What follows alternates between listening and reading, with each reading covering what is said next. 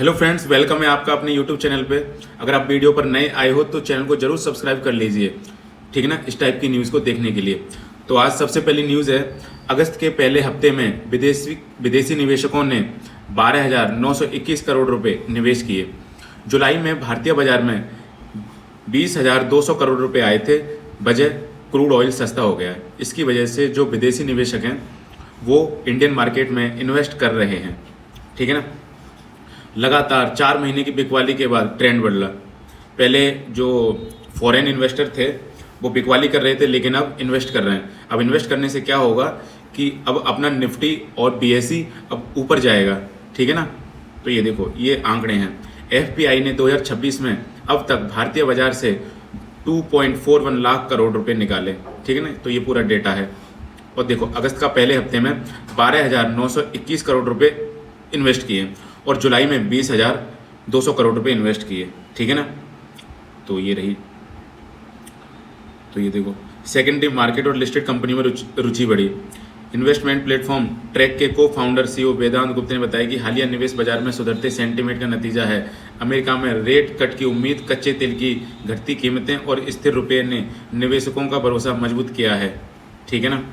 तो health auto sector बने पहली पसंद, ठीक है ना। जियोजित इन्वेस्टमेंट के chief investment strategist VK. Vijay Kumar ने बताया कि एफपीआई की खरीदारी में एक खास ट्रेंड देखा जा रहा है। विदेशी निवेशक automobile, consumer durable, health care जैसे सेक्टर पर ज़्यादा भरोसा जता रहे हैं और इनमें तेज़ी से अलॉटमेंट बढ़ा रहे हैं। तो कहने का मतलब क्या, ऑटोमोबाइल इंडस्ट्री में अब बूम आने वाला है, खासतौर से ईवी में, ठीक है ना। तो डेट मार्केट में भी पैसा लगा रहे विदेशी निवेशक। क्या होता है फॉरेन पोर्टफोलियो इन्वेस्टमेंट? ऐसे विदेशी निवेशक या संस्थाएं जो किसी देश के शेयर, म्यूचुअल फंड या डेट मार्केट में वित्तीय लाभ के लिए पैसा लगाते हैं, वे कंपनियों में सीधे मैनेजमेंट या ऑपरेशनल कंट्रोल नहीं लेते, ठीक है ना। क्या होता है सेकेंडरी मार्केट? वह वित्तीय बाजार जहां पहले से लिस्टेड शेयरों की खरीद बिक्री निवेशकों के बीच होती है, बीएसई या एनएसई। इसमें पैसा सीधे कंपनी को न जाकर बेचने वाले निवेशकों के पास जाता है। तो ये फर्स्ट न्यूज़ है। अब देखो सेकंड वाली न्यूज़, रोजाना इस्तेमाल होने वाली चीज़ें महंगी होंगी। तो भाई साहब, चीज़ें महंगी होने वाली हैं। बिस्कुट से लेकर साबुन, तेल, सबकी कीमतें बढ़ेंगी। इसका कारण क्या है? कच्चे माल के दाम बढ़ना। तो कच्चे माल का दाम बढ़ाया जा रहा है। इसकी वजह से जो खाने वाली चीज़ें, डेली यूज़ होने वाली चीज़ें हैं, वो अब महंगी हो सकती हैं, ठीक है ना। देखिए, फास्ट मूविंग कंज्यूमर गुड्स यानी एफएमसीजी प्रोडक्ट कौन से होते हैं? खाद्य पदार्थ जैसे बिस्किट, चिप्स, नमकीन, आटा, चावल, तेल, मसाले। पेय पदार्थ, चाय, कॉफ़ी, सॉफ्ट ड्रिंक, जूस, ठीक है ना। तो ये सारे डेली यूज़ होने वाली चीज़ें हैं। भारत में प्रमुख एफएमसीजी कंपनियां जैसे Hindustan Unilever, ITS, Nestle, Dabur, Britannia आदि इन प्रोडक्ट्स में सक्रिय हैं। एफएमसीजी वे रोज़मर्रा के उपभोक्ता सामान हैं जो जल्दी बिकते और खर्च होते हैं। ब्रिटानिया 5 और 10 रुपये वाले बिस्किट का पैकेट का वजन घटाएगा। तो भाई साहब, ब्रिटानिया 5 और 10 रुपये वाले जो बिस्कुट के पैकेट है ना, उनका वजन घटाने वाला है। देखो, ब्रिटानिया के प्रमुख बिस्किट कौन कौन से हैं? Good Day, Marie Gold, Tiger, 50-50, Bourbon, Treat, Little Hearts. तो ये सारे ब्रिटानिया के बिस्किट हैं। हिंदुस्तान यूनिलीवर लिमिटेड 2 से 5% तक बढ़ सकती है महंगाई। तो ये 2 से 3%, 2 से 5% तक महंगाई बढ़ सकती है। गोदरेज कंज्यूमर क्रूड के स्थिर होने का इंतजार। डाबर इंडिया वॉल्यूम पर दिख सकता है असर। टाटा कंज्यूमर और नेस्ले वेस्ट एशिया संकट और अल नीनो पर नज़र। आगे क्या? प्रीमियम प्रोडक्ट और बेहतर डिलीवरी से मार्जिन बचाने की कोशिश, ठीक है ना। क्या होता है El Nino? Input cost. El Nino यह प्रशांत महासागर में समुद्र के पानी के असामान्य रूप से गर्म होने की एक भौगोलिक घटना है। इसके कारण भारत में मानसूनी हवाएं कमज़ोर पड़ जाती हैं, जिससे सूखा पड़ने या कम बारिश होने का खतरा रहता है। बारिश कम होने से फसलों का उत्पादन घटता है और खाने पीने की चीज़ें महंगी हो जाती हैं। इनपुट कॉस्ट किसी भी प्रोडक्ट को तैयार करने या बनाने में लगने वाले कच्चे माल, ईंधन, ट्रांसपोर्टेशन और मजदूरी के कुल खर्च को इनपुट कॉस्ट कहते हैं। जब यह लागत बढ़ती है तो कंपनियों को अपना प्रॉफिट मार्जिन बचाने के लिए अंतिम प्रोडक्ट के दाम बढ़ाने पड़ते हैं, ठीक है ना बेटा। देखिए, ये है शुक्रवार की खबर, आज की खबर है। सेंसेक्स में 100 अंक की गिरावट, ठीक है ना। 10 अगस्त 10 बजे। तो भाई साहब, कारोबार निफ्टी भी 30 अंक नीचे और एनर्जी और बैंकिंग शेयर में ज़्यादा बिकवाली हो रही है। ठीक है जी, अगली देखिए, अगली न्यूज़ देखिए। अगली न्यूज़ है ये देखो, टॉप 10 में से 4th कंपनी का मार्केट कैप 1.43 लाख करोड़ बढ़ा। एसबीआई टॉप गेनर वैल्यू, ठीक है ना। एलआईसी सबसे ज़्यादा नुकसान। तो ये भारत की टॉप 10 कंपनियां हैं, देश की टॉप 10 कंपनियां, ठीक है ना। बढ़ने का क्या मतलब होता है? कंपनियों की मार्केट वैल्यू शेयर की कीमतों के बढ़ने या घटने के चलते बढ़ता घटता है और इसके कई कारण हैं। बढ़ने का क्या कारण? शेयर की कीमत में बढ़ोतरी, मजबूत वित्तीय प्रदर्शन, पॉजिटिव न्यूज़ या event, positive market sentiment, high price पर शेयर जारी करना। घटने का क्या मतलब है? शेयर प्राइस में गिरावट, खराब नतीजे, नेगेटिव न्यूज़ या इवेंट, इकोनॉमी या मार्केट में गिरावट, शेयर बायबैक या डीलिस्टिंग। मार्केट कैप के उतार चढ़ाव का कंपनी और निवेशकों पर क्या प्रभाव पड़ता है? कंपनी पर असर।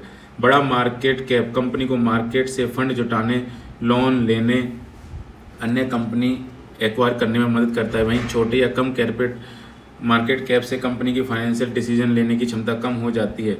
निवेशकों पर असर। मार्केट कैप बढ़ने से निवेशकों को डायरेक्ट फायदा होता है क्योंकि उनके शेयरों की कीमत बढ़ जाती है। वहीं गिरावट से नुकसान हो सकता है जिससे निवेशक शेयर बेचने का फैसला ले सकते हैं। उदाहरण, अगर टीसीएस का मार्केट कैप 12.43 लाख करोड़ बढ़ता है तो निवेशकों की संपत्ति बढ़ेगी।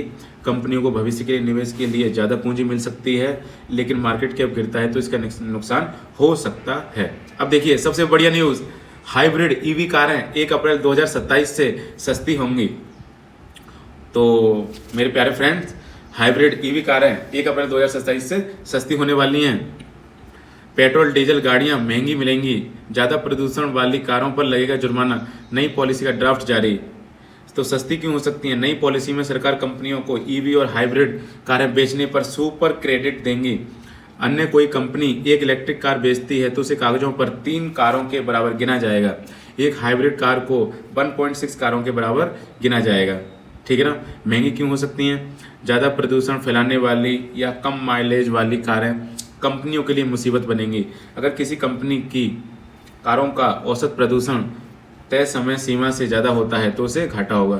तो ये सारी चीज़ें हैं, इनको आप स्टडी कर लीजिए। E85 और E100 एथेनॉल वाली कारें लेने पर भी फायदा होगा।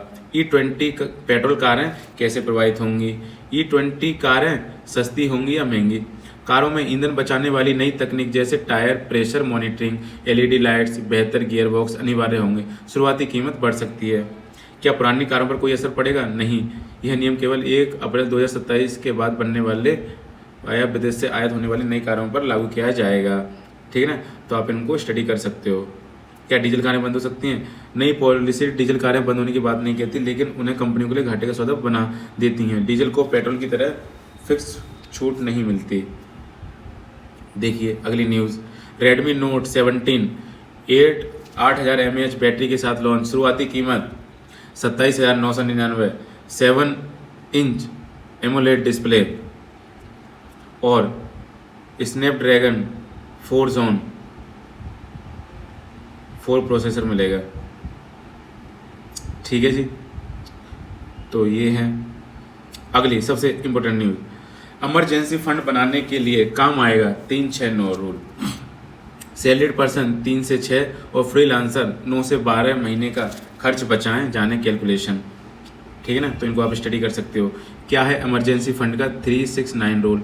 369 रूल एक आसान नियम है जो आपको अपनी लाइफस्टाइल और जॉब प्रोफेशनल के हिसाब से ये बताता है कि आपको कितने महीने का खर्च बनाकर रखना चाहिए। 9 महीने का खर्च अगर आप सिंगल हैं और आपकी इनकम बिल्कुल स्टेबल है।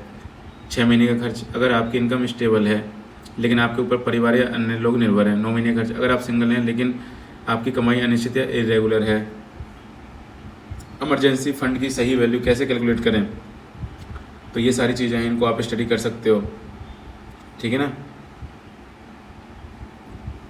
तो इसके ऊपर एक डिटेल में वीडियो बनाएंगे। ठीक है ना। आप कमेंट कीजिए, इसके ऊपर एक डिटेल में वीडियो बनाएंगे। ठीक है ना। तो आज के लिए इतना ही, मिलते हैं फिर अगली न्यूज़ में।